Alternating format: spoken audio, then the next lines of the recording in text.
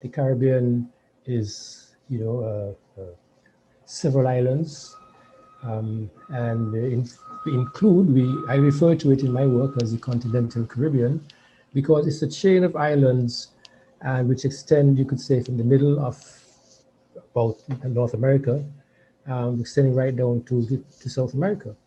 And there are a couple states, continental countries in South America, and indeed one in Central America, which we refer to as Caribbean as well, because culturally they are akin to these islands of the Caribbean.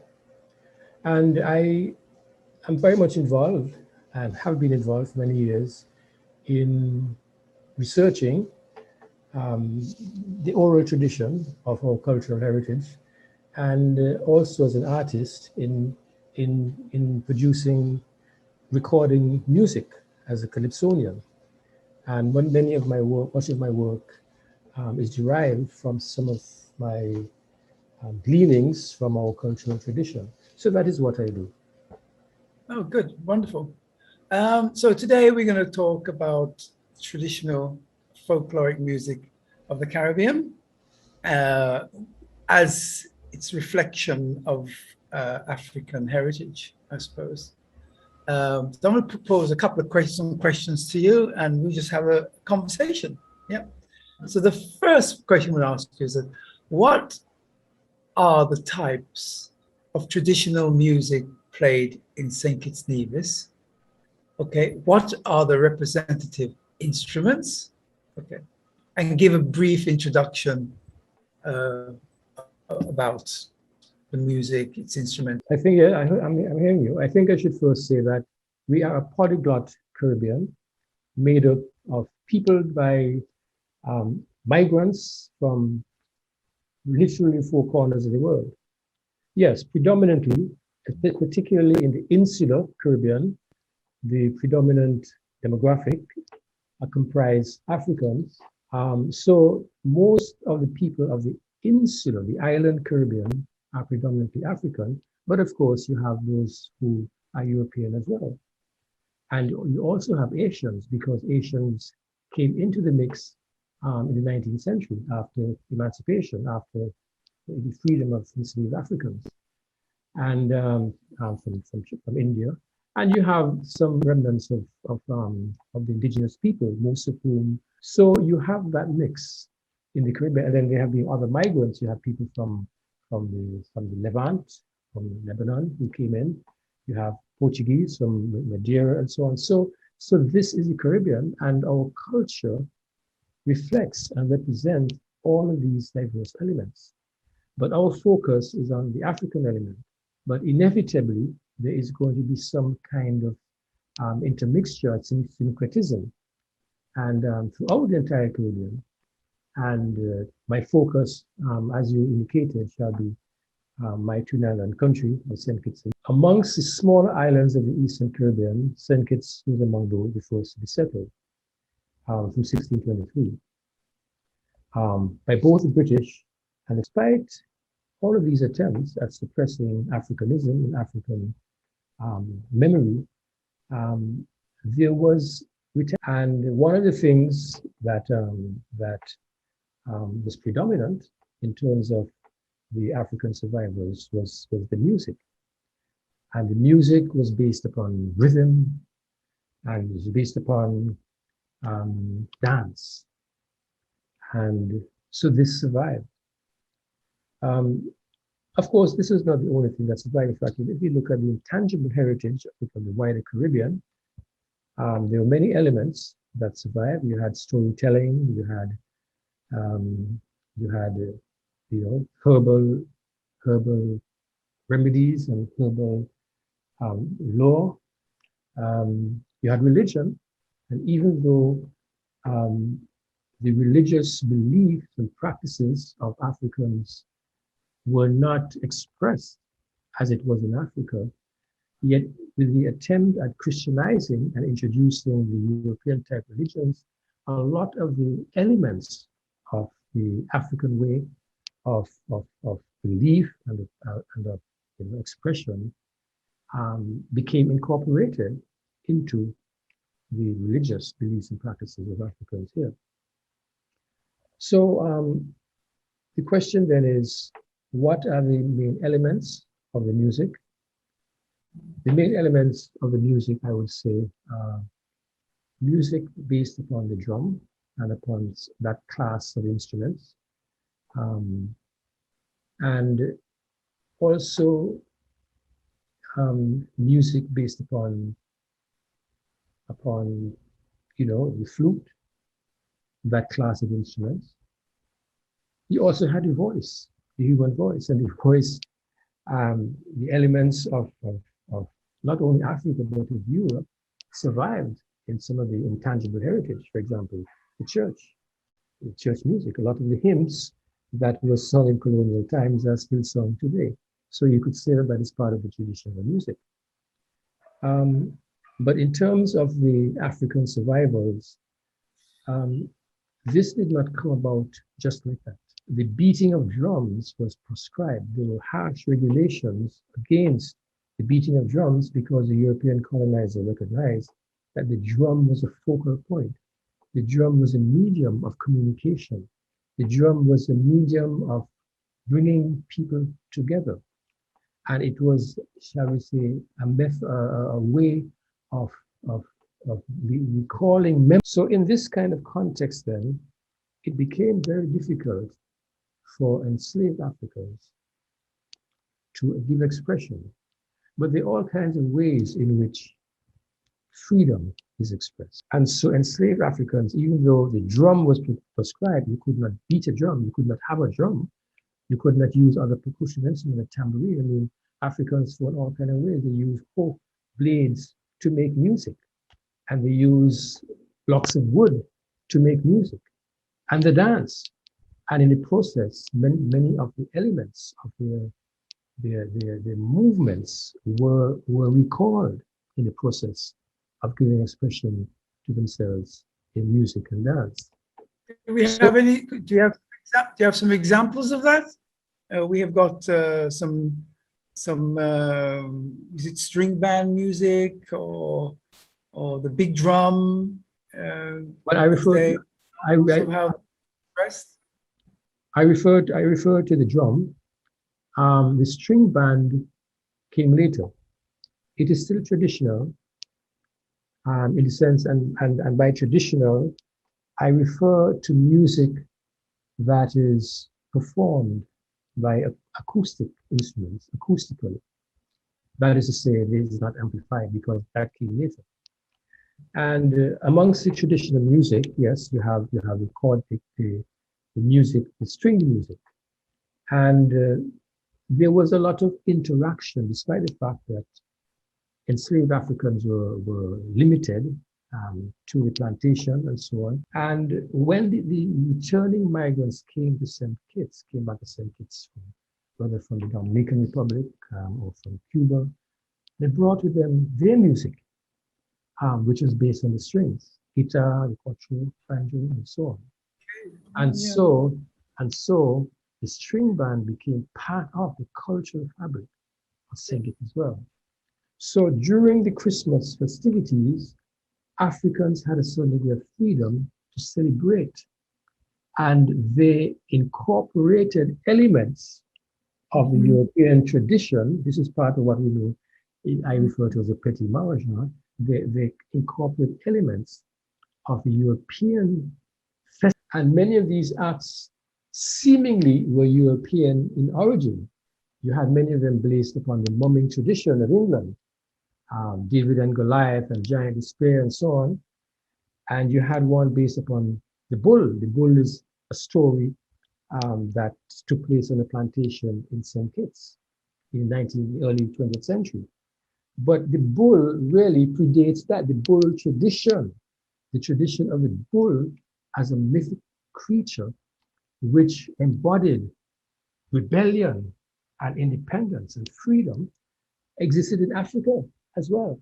And in fact, the story incorporating what is called in some areas cowhead, right, emerged elsewhere in the Caribbean, in Jamaica, in the Bahamas, but really and truly in a psychological way the subjugation of a prize bull and its revival afterwards, its rebirth, symbolize the African notion of oppression and rebirth and rejuvenation.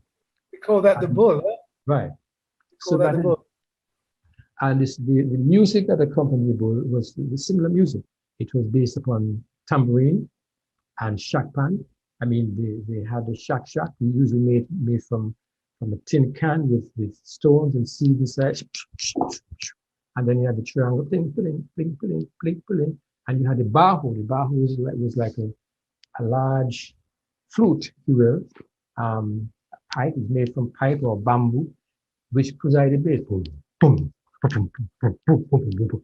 And so therefore they had an orchestra of musicians with the bass and the triangle and the drum and the shakpan, and they played the music, and the dance that was performed, the music was African, and it might be a nod to the Indian heritage as well, because we have reports from 1896, a traveling writer passing through the studios mentioned these masqueraders between Christmas Eve and New Year's night, every day parading the streets of St. Kitts, some of them wearing bull cross headdresses with horns, some of them wearing headdresses of feathers.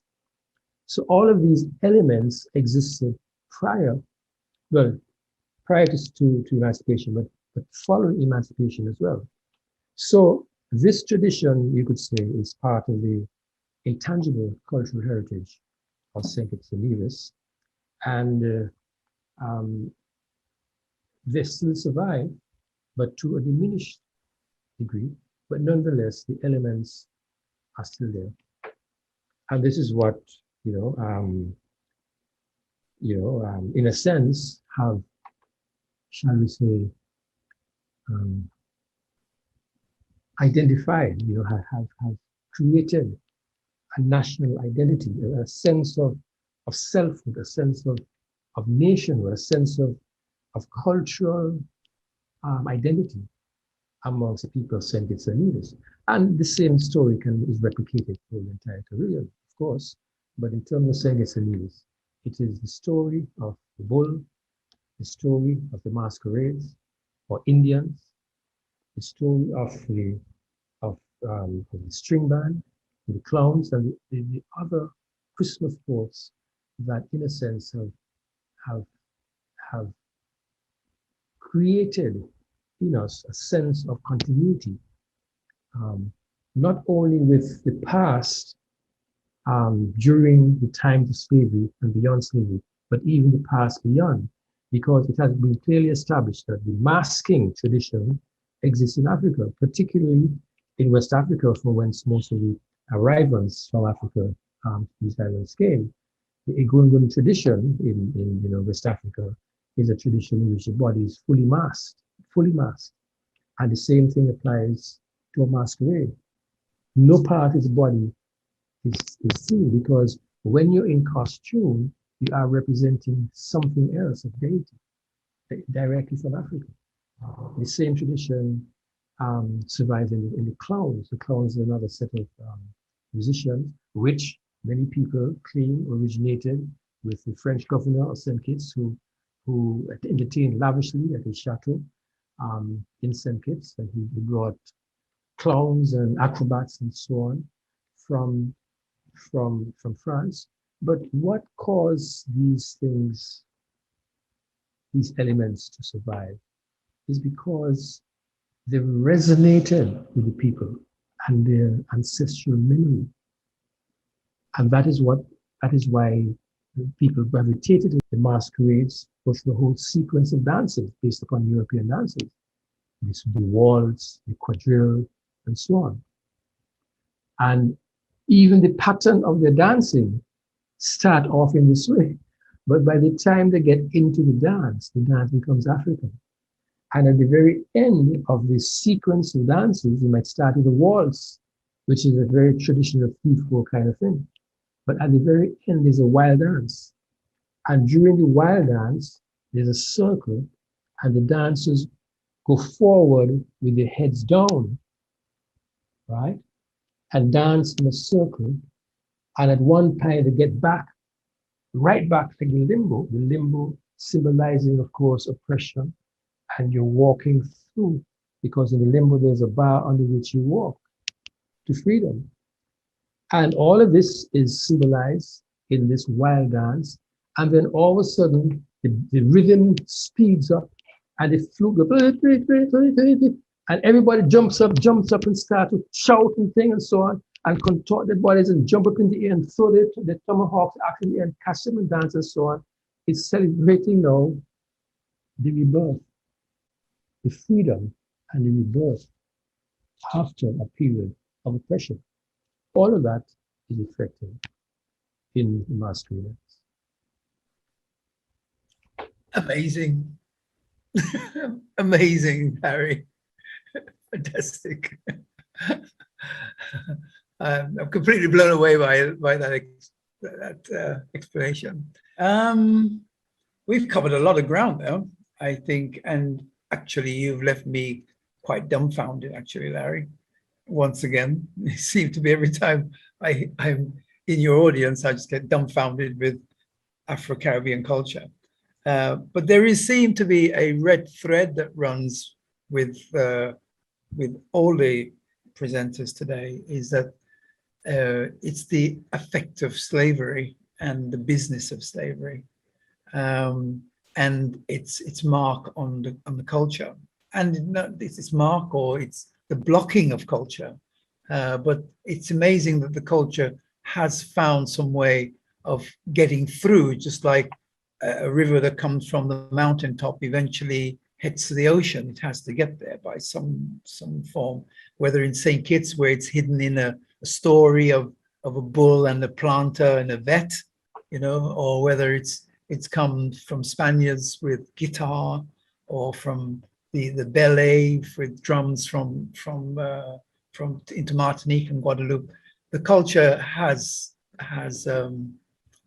continued through instrumentation, song and dance. And I think St. Kitts is a good example of all that.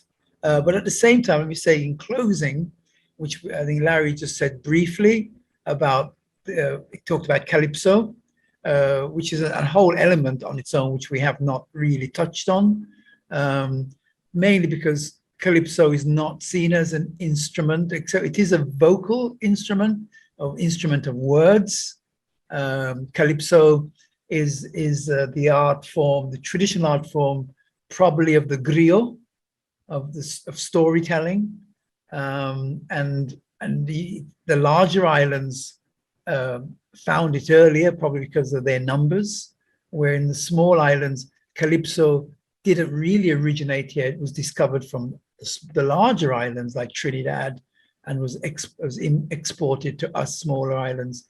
And so it didn't really arrive to us till the 50s and the 60s. So somehow it's not seen as a traditional music. But as Larry just explained, that again, the analogy of the river flowing to the seas, that, you know, the steel band, the steel drum came out of the hitting of drums, or hitting of any implement that will make a sound, brought about the steel band, and Calypso came about with the need to express. And even if you listen to the lyrics of Calypso, the music, the lyrics are not direct. It's nearly all innuendo. Many of the musicians couldn't really say exactly what they wanted to say, so it became innuendos. And of course, these days the innuendos developed into more comical, political, and occasionally artistic, but they're mainly political and sexual, of course. But that's another story altogether. So the development of Calypso, development of steel band, I haven't taken that into so much consideration, but we will play a little bit of that in video. It's going to be, it would be unfair or unheard of, really, if we don't involve Calypso and the steel band and steel pans into our presentation. So we'll have some of that. So maybe you can say a little bit about the steel pans, Larry, so that we can use that as part of the presentation of the videos that I'll show later. Calypso emerged as a force that spread through the Caribbean and abroad in the diaspora, the Caribbean diaspora in North America and in Europe. The elements of it, existed in many of these islands, and and there was music that was performed. There accounts of music that was performed. There were two celebrated troubadours known as Walters and Webb. These are two blind musicians from Nevis with a banjo and a guitar who traveled the islands and performed publicly on the streets and in people's houses what is akin to Calypso. And indeed, there was a music that many old-timers refer to as Quelbe. And when, these old-timers, listening to Calypso later on, they say, that's Quelbe. You know what I'm saying?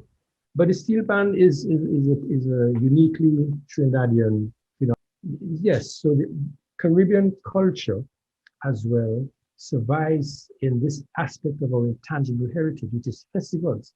In every island, there were festivals. In the English islands, there were festivals around Christmas time. In the French islands, there were festivals during the pre-Lenten season.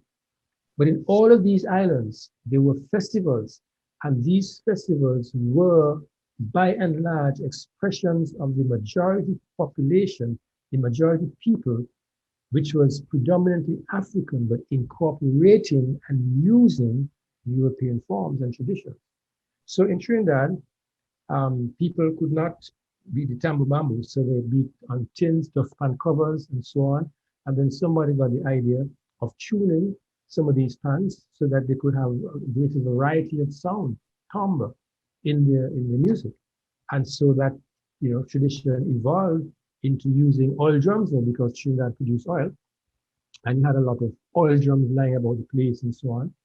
And so they use these oil drums, and through there are a number of individuals who I identified as being the avant-garde technicians and inventors, if you will, of steel band, but it's something that emerged.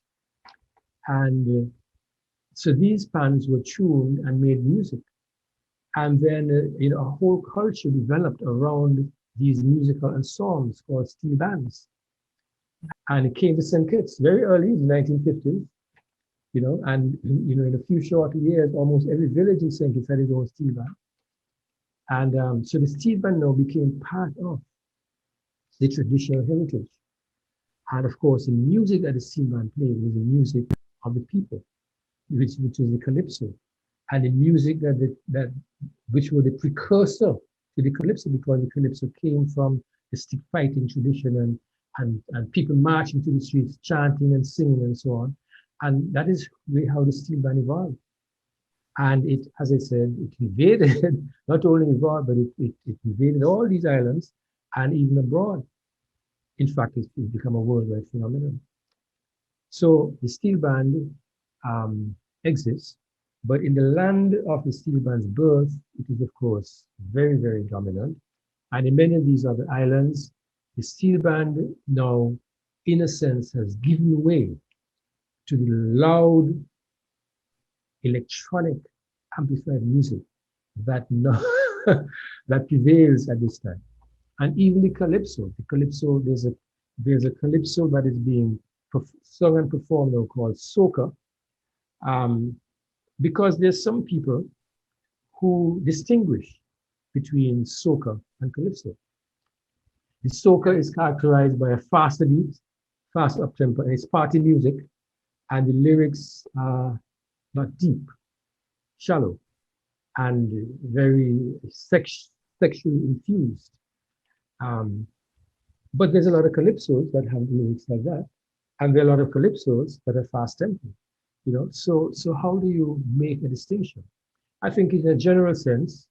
I think let me drop in there then. Let me drop in there. I say I think that historically speaking, I think most popular music around the world historically has come about by individual expression, or in fact most art you may, whether it's Picasso, or whether it's be Leonardo da Vinci, or it could be a Beethoven or Mozart. They're individuals who have pushed the culture forward and spread it. I think with the Caribbean experience, the culture has moved with people. It's gone en masse. It's an expression of, it has been an expression of the people, and I think that it has been okay. It was our only way of expressing ourselves.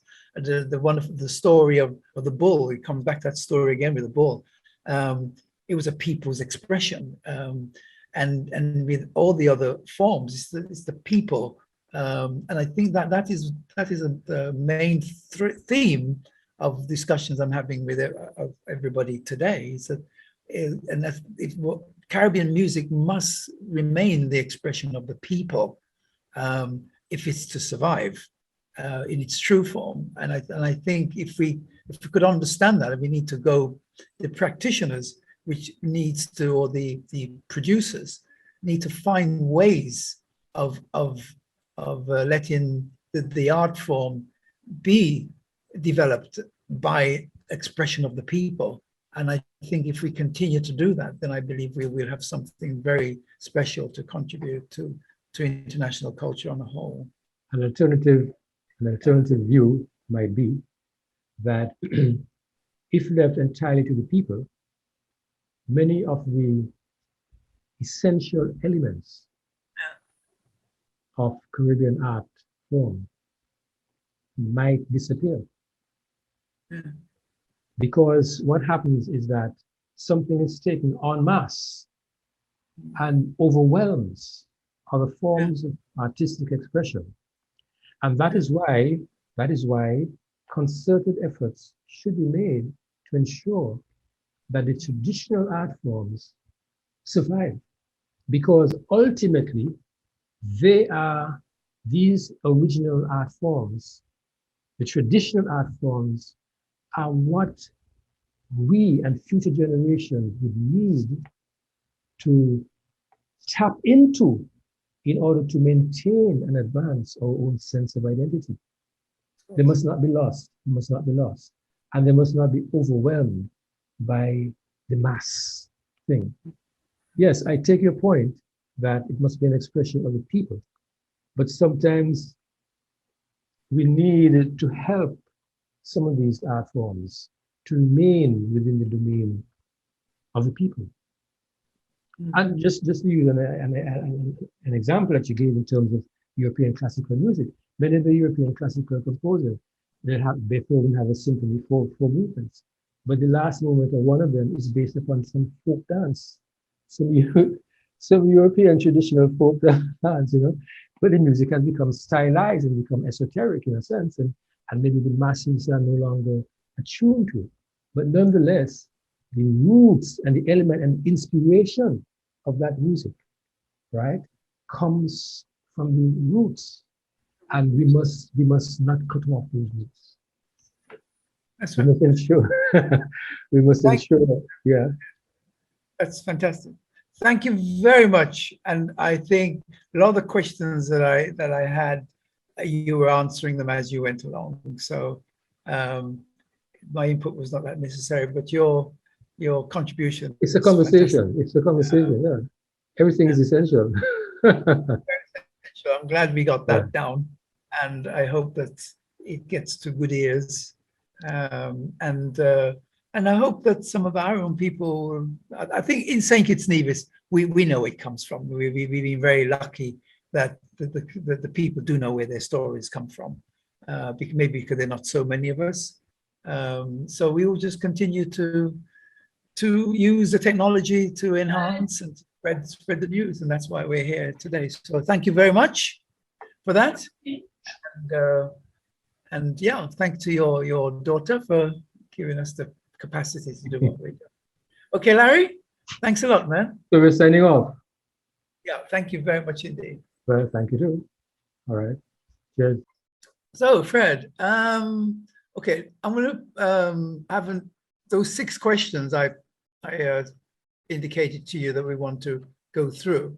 You know, the first question is, what are the type of traditional music in Martinique and Guadeloupe? So can you explain a little bit? And what are the instrumentation, and a brief introduction about the music? Yeah, in Martinique, specifically, you have different kind of traditional music. The base of all that traditional music is belly music. Is the music that I said first. After that, we have you have begin and mazurka. It's a mix of belly music and French mix in the beginning of the slave when slave arrived in Caribbean Martinique. So begin and mazurka are a mix of that. We have another one, it's Kadri music. It's the same kind of mixing, but in fact, that music, it's a particularity. It's Kadri, it's more in the south of Martinique. Belay is in the north of Martinique. Begin and mazurka, it's in the middle. It's very the citizen place where in the capital of Martinique, it's where you have the high level, the high class people dance, begin on mazurka. Okay. So in Guadeloupe, okay, sorry. Yeah, in Guadeloupe, it's similar. The only difference that they don't have belay. Their belay is goka, but after they did the same kind of mixing of music. They have Kadri, they have begin, they have mazurka, etc. Yeah. So what instrumentation? You've given us the names of these things. Can you give us some references about instrumentation, vocal styles, so that we can, you know, for the music, you have in Martinique the belly. You have the belly drum. Is a kind of drum that you have it's very different of the, it's like a djembe, but the difference of the djembe that they don't do it with the tree. They do it with the lid of the rum or wine bottles. They just yeah, they keep the bottles, the big, you know, the big few of wine or of rum, and they take it and make the body of the drum, and they put the skin on it. That it's very specific of instrument in the world. They never, nobody never saw that kind of instrument around the world, only in Martinique. And so do you have an example of that? Do you have an example of that? Do you have any example? Yeah, so tell us about that, so we can. Yeah, it's the belly drum. Yeah. You see it. Okay. Oh, that's what it is. So that's made out of wine casks. Exactly. It's very amazing. Yeah, and you have the skin of the it's generally a skin of or goat. Yeah, Goat. exactly. So okay, that's so the straps around them. It's a barrel. It's actually a barrel. A barrel, exactly. Yeah, no, And super. you don't have this, you don't have that in Guadeloupe. You only have that kind of with on that size only in Martinique. Being a drummer Yeah. myself, I'd love to get one of those. Yeah, and what is interesting is the composition of the group is that the fact that you have only one player of that instrument in the band, a singer, and backing vocals, and we have people play sticks Yes. in the back of the belly drum. Okay, so what's the name of the artist then that we will look for? It's belly music. Belly And you music. have different kind of belly styles. You have grand belly, you have belly pitché, you have mabelo, you have many different kind of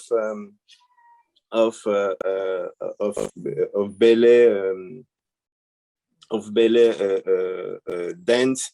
Yeah, something very important I forgot to say it. You can't play belly without dancers. Oh, okay.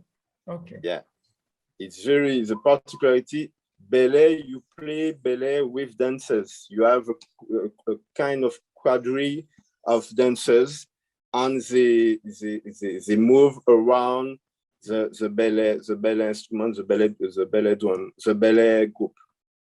Yeah. Super. Okay, so the next question, if I can find my question notes here. Suddenly I have full screen here. Exit full screen. Here we go. Okay, second question. What is the current status of the development or situation of traditional music in Martinique? How is it accepted by young people, and what are the challenges? Something you have to know. We talk about belly. Yes, and your music, the traditional music of Martinique. Yeah. What is the current status of development and or situation of the traditional music of Martinique and Guadeloupe? The traditional music in Martinique, it's very paradoxal like question, because for us it's a very big question, because according to the mainstream media, you have on mainstream media music for young people, music for adult people, etc. But what there's an information that they forgot to say. We have many groups of young people, kids, playing and dance belly music. Oh. But in the mainstream media, they can't listen that music. They will listen Rihanna, they will listen Jay-Z, different kind of international music. But they listen that kind of music, but they are very we have a lot of kids, young people playing ballet or dancing ballet. What is very interesting question that you said, because it's very nice, because when people imagine that music is dead, it's not dead, because young people continue to dance it, to practice it. That's good. That's a very good answer, because that leads me to the next question then. What do you think are the differences in expression between traditional music and modern music, and how can they be better integrated? Yeah, traditional music, in my opinion, it's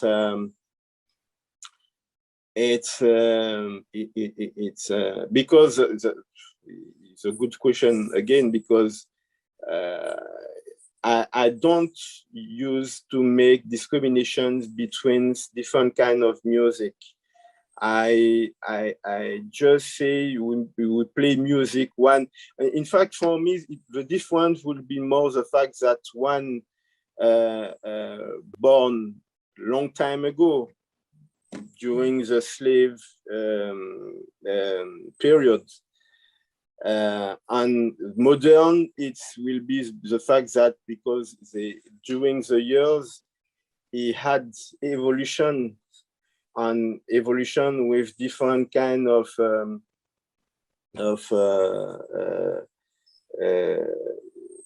evolution with different kind of influences, you know. So for me, ballet music, it's traditional music. It's modern, can be modern, like jazz music is, or like pop music is, because what is the difference is that in France, we have two way or two vision of music. We can say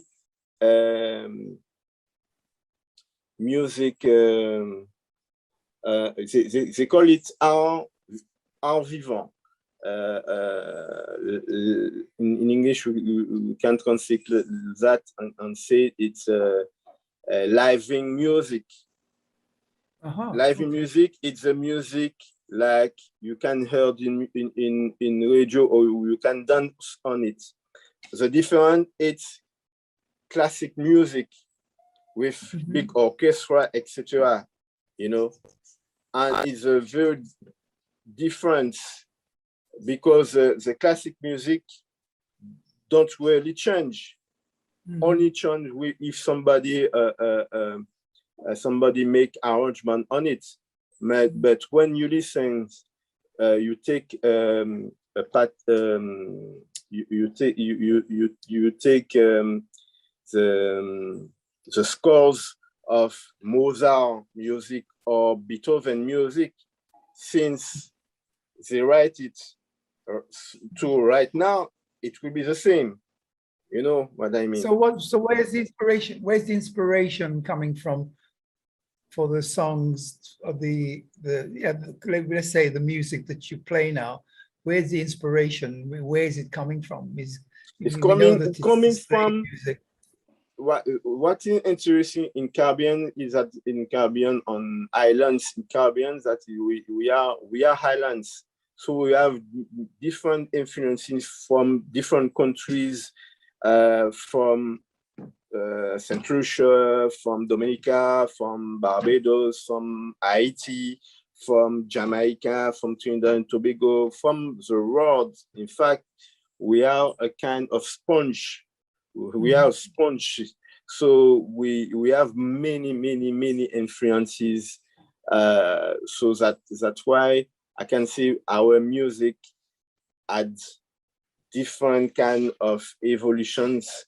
That on Kassav is for me one of the better example of that kind of mixing of with exchange with different kind of music, and they create a new song, a new music from that all that kind of influences that they put in their music. I know from ballet music, we have some music in Africa. We look like it's the same. It's the same. They use the same.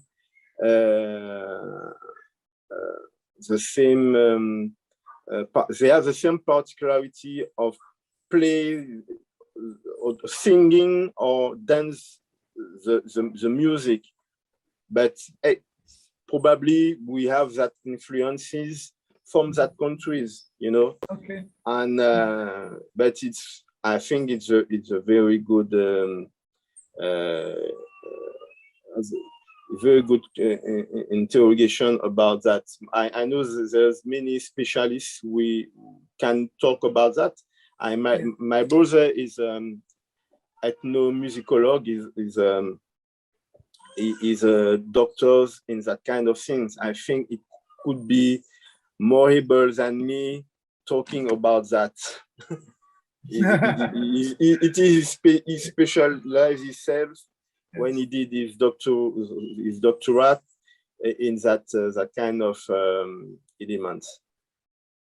Okay, so what do you then think, looking forward then, how do you think the traditional music you make can be better preserved, inherited, and developed? I repeat that. How do you think the music that you make, the traditional music, can be better preserved? How would you like? How would you like? First, it will be to record that music. First, I think it's very important, and have the opportunity to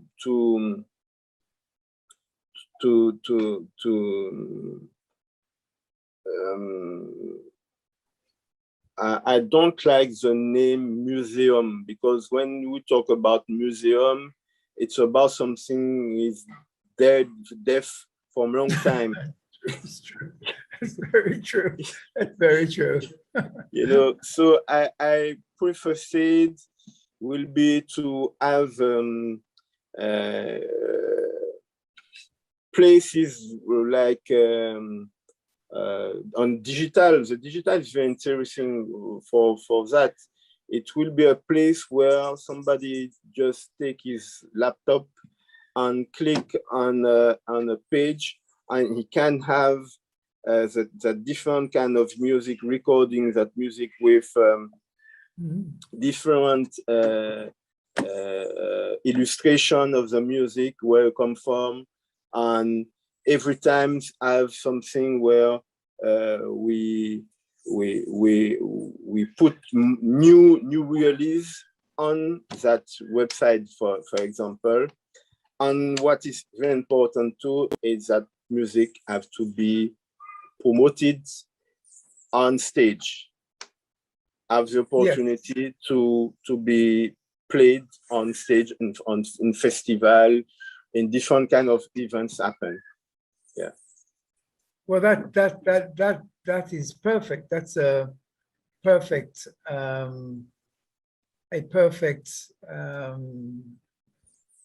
solution, actually. I mean, perfect answer. Digital for accessibility, and then live for the experience, concerts and festivals. Okay, so I have one last question for you then. Okay, what do you then think advice can you give to young people or schools, okay, about inheritance of traditional music? What advice would you give to young people or schools? Can you repeat the question? Yep. What advice do you have for young people or for schools, okay, for families or whoever, about the inheritance of traditional music? What advice would you give them? We are lucky in Martinique because people can they have options at school where they can learn traditional music at school. And it could be if when they have the exam, they can have options to have more points for the exam, and they just have to make a short presentation of that they learn during their school years. And it's very interesting because when I said we have many people we play or dance ballet music, traditional music, I think it's from our school system we can give them the opportunities to learn traditional music in Martinique. So we have that at school, and different many traditional group or folkloric group. We can give them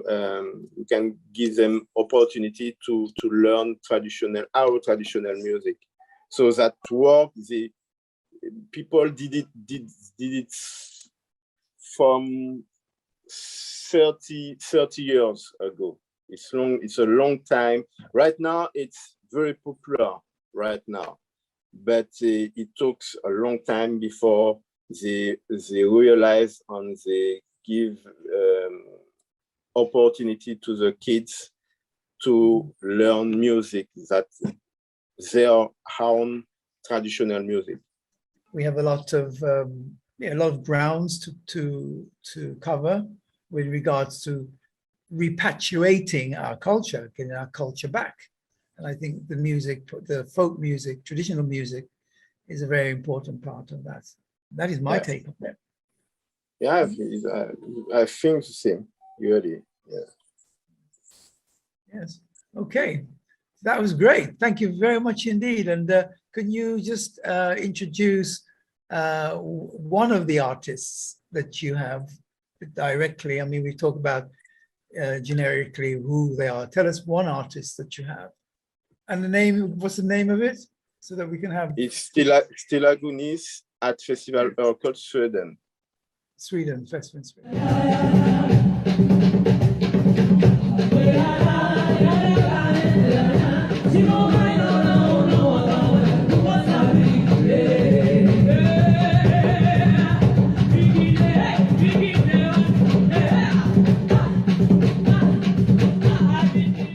Okay, I thank you very much indeed, Fred, for sharing with us your experience, your knowledge, and your passion. It's wonderful work. Let us all work together for the preservation of the Afro-Caribbean culture Thank you. All its expressions here in the Caribbean and hopefully across the world. Thank you very much. Okay, thank you for your invitation and for your passions too. We keep moving forward. Thank you, Fred. Okay. Thank you much indeed. Welcome. Continuing our interviews here with about traditional African music. We have now Mr. Carthy Marie from Dominica. Dominica is a very beautiful island in the Eastern Caribbean. I think it's the largest island in the archipelago of the Caribbean, the Antilles. Very special history, and today we will try and get a little glimpse of that. So let me introduce you to Mac. We call him Mac, and he will introduce himself. So the floor is yours, Mac. Okay, well, my name is Carthy Marie. The surname is a French name, yeah. So as you would notice, we have a lot of connections with France and French Caribbean, but generally the cultural aspect of Dominica has remained mostly influenced by French culture. And we have developed a language called Creole, CariOLE, if you like in English, or KWEYOL, if you're speaking Creole. It's a language that's spoken in Haiti by 11 million people. We also speak it in Dominica, St. Lucia, Martinique, Guadeloupe, and believe it or not, all the way in the Seychelles and Mauritius in the Indian Ocean.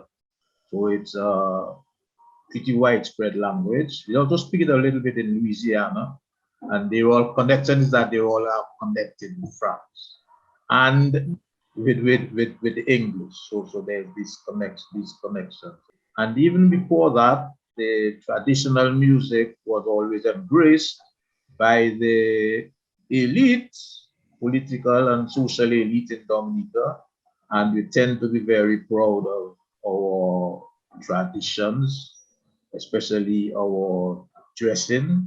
I think John might have shown an event at our Independence time, which usually starts in September, but because of the whole COVID thing, it's going to be more virtual than in person, where we have these traditional bands play and people dance traditional dances.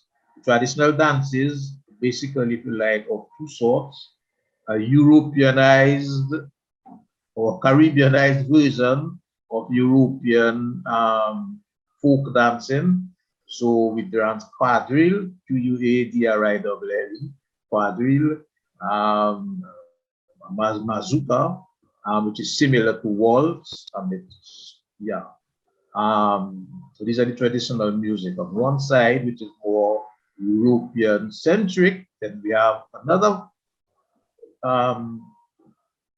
kind of traditional music. It's called Bele, B-E-L-E, which comes straight out of Africa from, I think, the Yoruba tribes over on the other side. So we have those two types of traditional music. And the public. Let's see some of that now. I think we've got some examples of that in the video link provided. So let us have a look at those kind of dancing right now. So you have the link, you put it So up. what we'll do now, that's just, we're recording this live, Mac. Okay, so you put it in later, right? Put that in later, yeah, that was a cue for that. Okay, so we'll watch that video with, that's the one at the stadium with the Prime Minister. Right, with the Prime Minister dancing, right. Okay, so we'll put that one in there. Okay, good. So we watched that, and then you explained a bit about that. So now I'm going to ask you a question. Now, is that okay? So go back to the tape now. Thank you for that. Very, very interesting to see your Prime Minister understanding or remembering the culture and knowing the good. Made some very good moves there. Right. Actually, doing that helps him to get votes. Really, yes. He gets votes, of course. Yes, definitely. That's very true. So what are the types of traditional music in your area? I think you've touched on that a little bit. What are the instruments represented? Okay. And could you give a brief introduction to the instruments? Is it any different to the ones that they have in Martinique, for example? Okay, well, the ones we are showing in Dominica there in the video are 4 instruments. That is traditional.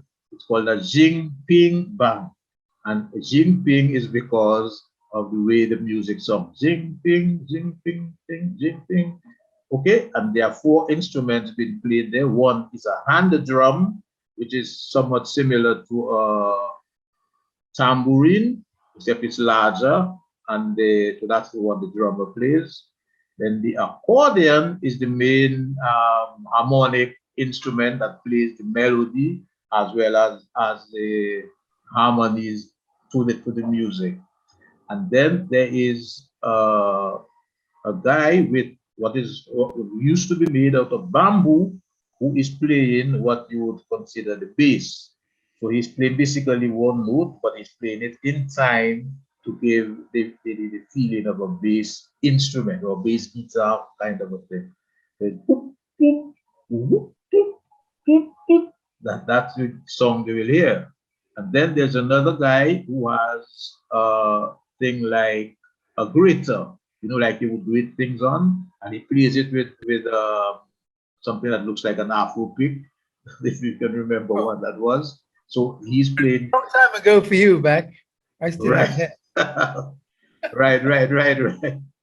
Yeah, so it's plated with this. So it would be equivalent of the hi-hats in a standard drum set, essentially.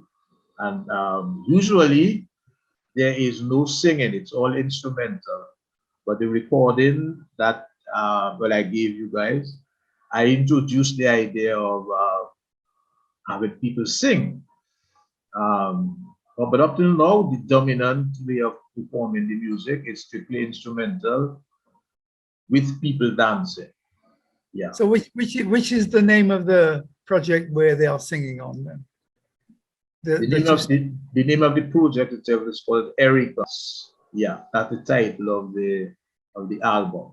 Erica. Well, that's a good jumping point now then to my next question. What is the current state of development of traditional music in your area? You mentioned a little bit about carnival, yeah, back in the 50s.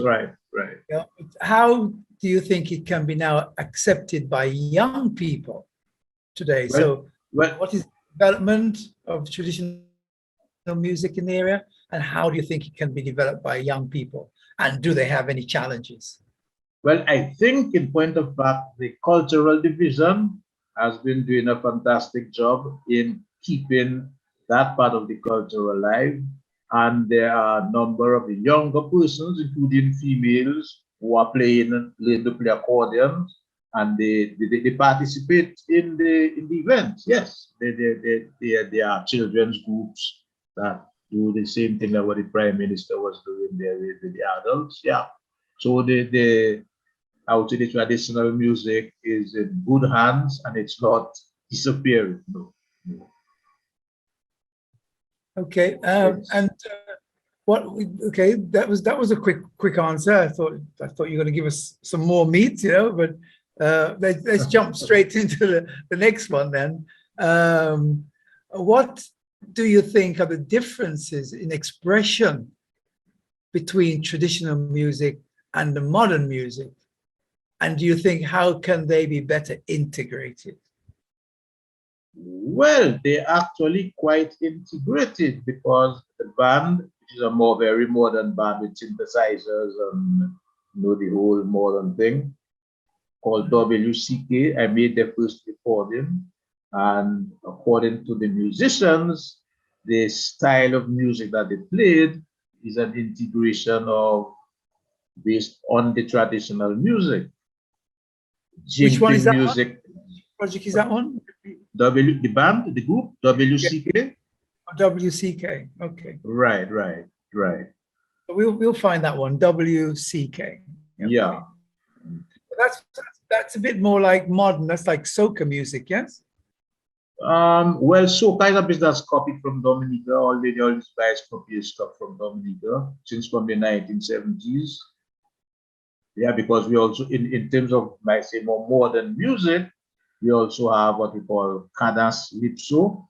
We just had a whole month in July celebrated Calypso music. But I might send you a couple interventions that I made over the whole month, discussions about the music and where it's going and where it needs what it needs now to make it get a larger platform.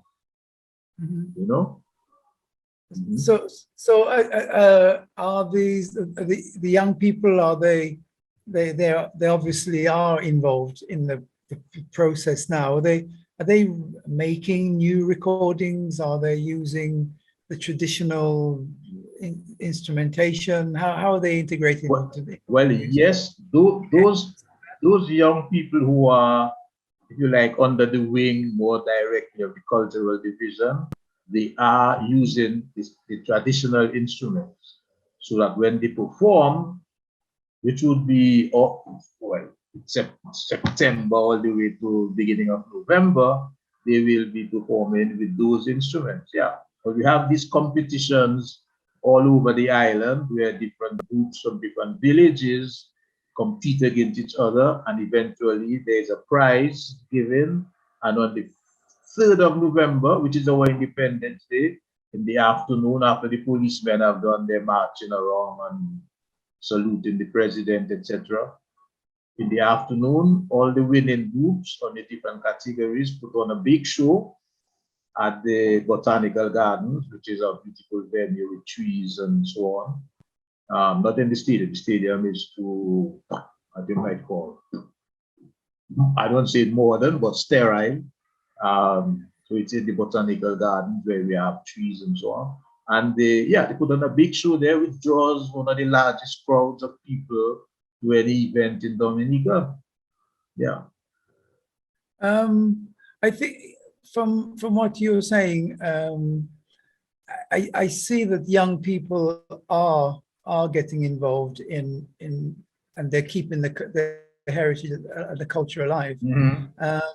What I'm thinking is that, talking to you and talking to other producers, it seems like a lot of this traditional music in the Caribbean are played basically around Independence days. Okay, we were talking to Martinique recently.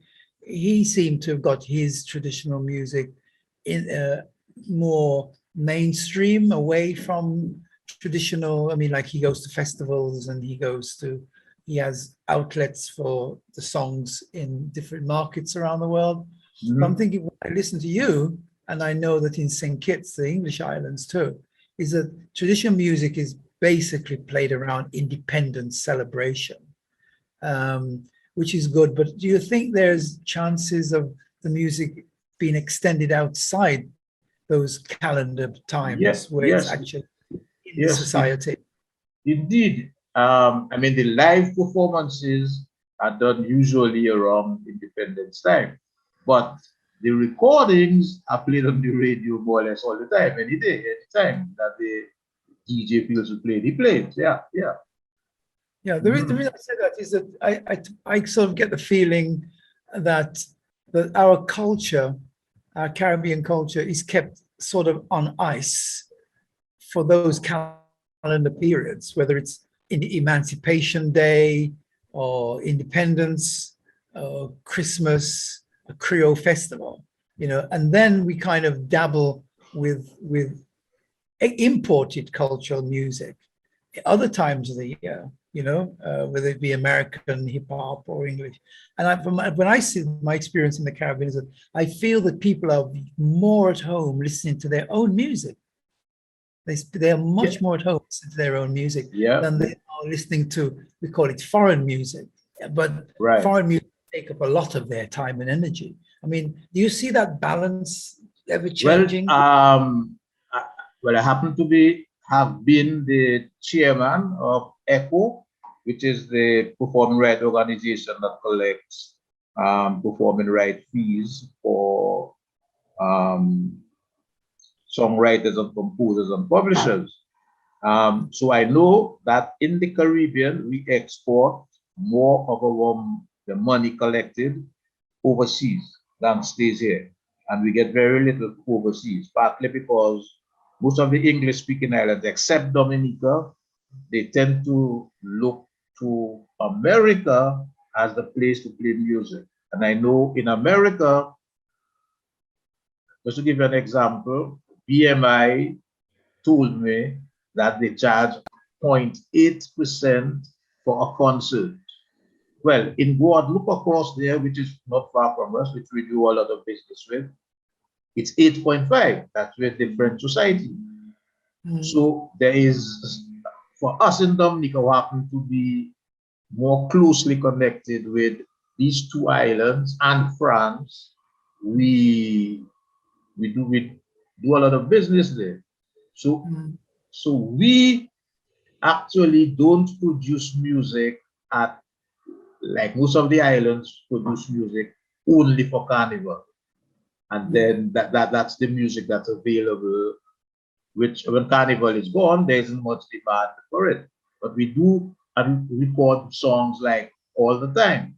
And I'm just recording a song for a guy called Daryl Bob, who happened to be the virtual Calypso king of last year. But this year actually, because was 2021. And which is going to be on Spotify and so on. And a couple of months ago, I did put one out for him on the platforms, as well as I did one for Midnight Groovers, which is one of the like, popular bands in Dominica that plays Calypso.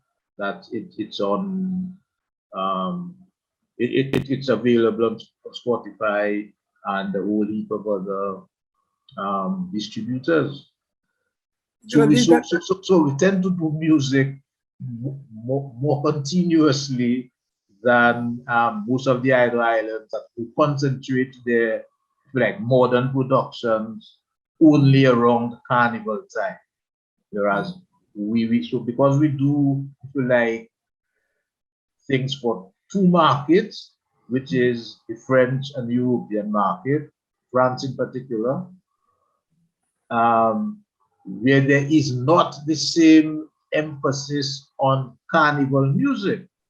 Because in the French West Indies, the carnival music tends to be very traditional. So it's kind of the same music and songs that was sung 10, 15 years ago or 50 years ago are the songs that are sung for the carnival. Whereas, so the persons like Kassav, for example, who are producing records, they put them out at any time. Matter of fact, the best time to put them out is in the summertime. But everybody in the French West Indies and in France is on holiday July to September, especially August. So there's a lot of demand for new music. Everybody wants to go dancing and so on. And then it picks up again at end of September when school is restarting. So there's like a continuous flow of music, and we have become, in a sense, heavily influenced by that flow of music production. But as a stakeholder, I would call you a major stakeholder in the culture.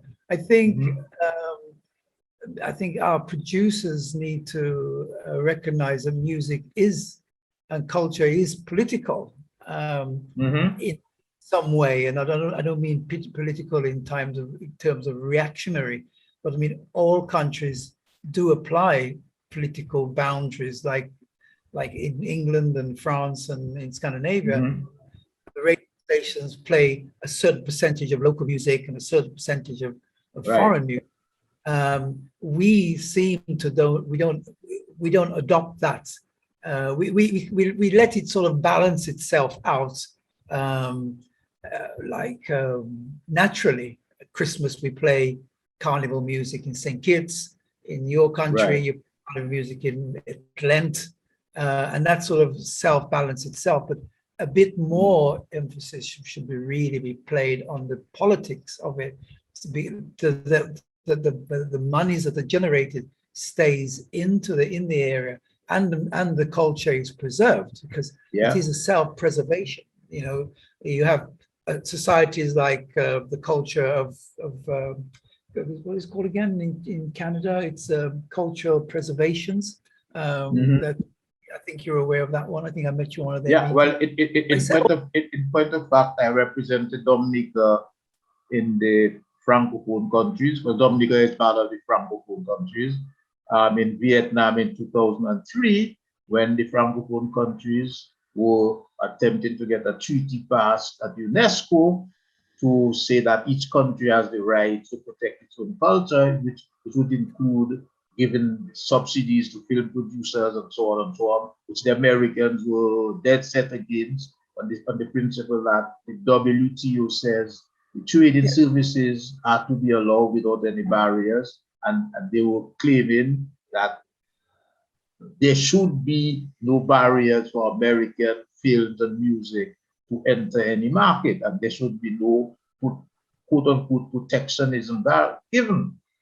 So I represented Dominica for at that meeting, where we voted yes, that at the meeting that will be coming up with UNESCO, that we would vote for the treaty on the preservation of cultures, which we did. And the only two countries who voted against were Israel and the United States. Yeah, because they have their Hollywood, Hollywood to protect. Which is that leads to the question I wanted to ask, but we've answered that, is that how do you think we can preserve our inheritance, and how can it be developed? I mean, what's your personal view on that? You know, we talk about political. My personal view on it is that to preserve it, we need to keep playing it. We need to put it in keep it going. Otherwise, it just becomes a piece in a museum, which you pull out every so often to look at. So if it's not part of what's going on, you might say on a kind of daily basis, then it will die out and it will be replaced by something else. We have a big problem in Dominica, which we are fighting with. I don't know that we have no local television station. So all the stuff we look at on TV comes from America, basically. So America has a heavy influence on particularly the younger population. However, the fact that the cultural division in Dominica actively promotes and supports local culture to a certain extent blunts that. There's a friend of mine who, the same guy who was responsible for putting on the Calypso month for the entire period of July, is in discussion with one of the cable providers to have a channel to provide local content. So there will be local content. The only thing is it's on one cable provider's network, and there are two cable providers, which means those who don't have the other cable provider will not have access to the local content. So I'm trying to speak with him and trying to get him and probably the government to rearrange the contract that he has such that both cable providers must have it. You know, but for the time it's not started yet, although he's been promoting it and talking about it, but it's not started yet. So we're hoping that will make a bit of a difference in terms of us having an opportunity to see ourselves on television. So my final question is then to you is that what personal advice would you then give to young people, schools and families about inheritance of traditional music? What's your personal advice? I know you said yeah. Well, the thing is, in terms of money making and fame, especially outside of Dominica, if you are not, everybody thinks really that the popular music we do in Dominica is not that large for a market. So there's a tendency now among the younger people to think that they should become hip-hop artists because it seems to them that the only people who are making music are hip-hop artists. Let me give you an example. There's a friend of mine called Gordon Henderson. He is to be lead and manager of the group called Exile One, who invented the Calypso, if you like. There's a guy in Brazil who stole his song in 1982. And in Brazil itself, he sold 3 million plus copies of a song that it's in Creole called Jamais Vuesa. If you look on YouTube, Exile One, Jamais Vuesa, I listen to it, then put in Carlos Santos, Quero Voce, and you will hear his version, Gordon's version. That song became so popular that there are about 5 other artists who have recorded it, all crediting it to the Carlos Santos in Brazil. Brazil has 200 million people. Yes, they have a large black population. And the music, our music has had a tremendous influence on their music, but nobody in Dominica is aware of that. So if you're going to boost up, or especially our like less traditional music, these are the markets that we should be tackling. The Creole market, that I just explained, goes from Louisiana, Haiti, Guadeloupe, Martinique, France, because there's a large West Indian community in France, African countries, including, importantly, the Lusophone countries where they speak Portuguese, Angola, Mozambique, Principe and Sao Tome, and importantly, the Cape Verde Islands, and then back to Brazil. So our music has this large potential, but we haven't been able to, in a sense, exploit it. And we're in a bit of a difficult position now because demographically, the population is changing or has changed. The number of youth in the population is diminishing, and the number of people my age or older are dominated. So we are having a little bit of a problem with having enough youth to be involved in anything that youth should be involved in. We're losing our youth. Although we are getting quite a large number of immigrants from Haiti who are coming to live in Dominica. They constitute about 2 to 3% of our population already. So there is hope for that, which means that the language that we speak, Creole, its future is guaranteed, because all the children that the Haitians have in there will grow up learning Creole. They'll speak English as well, but they'll all know Creole. So that's the next generation. I'm hoping that will take up the mantle. Although at present, as I was saying, the young people who are here now are indeed playing the traditional music. But as you were saying, it's played at an like amateur level for independence time and so on. Right?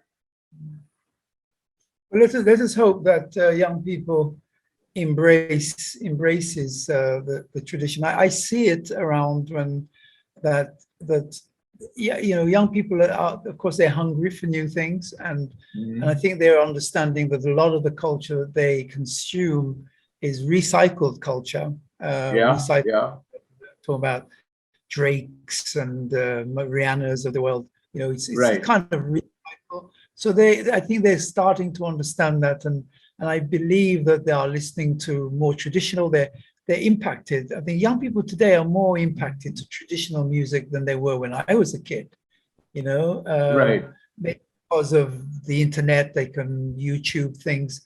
I'm just hoping that young producers pick up the mantle and sample stuff from voices, sample rhythms, and put it into their hip hop and put it into their dance halls. Right.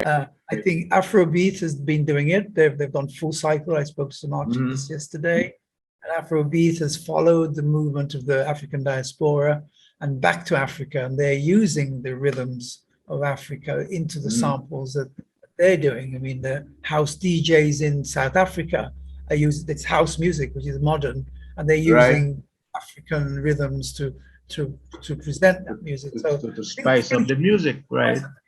I really hope that the young people carry the mantle. Yeah, and I'm very happy that the work you're doing. Thank you very much for your insight. Is there any one last point you want to make as we come close to the end? One last point. Well, the last point is that we need to have. They're drawing up a new cultural policy now, but we need to insert and insist that everybody who has a cable license must carry whatever local programming is made available by any entrepreneur in Dominica, and they must not only carry it, but they must treat it in a financial sense the same way they treat the foreign content, which is to say they must pay for it. It's not a freeness thing that they should have. But if the person who is providing the content isn't paid, you can't continue providing the content. And they pay the foreigners. And I know that the American government was instrumental in getting the local cable providers here to pay HBO, among others, for their content. The State Department stood behind the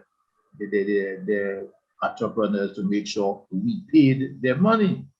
And when Obama was president of the United States, it actually appointed what we might call an IP czar, which I had a meeting with him in Barbados.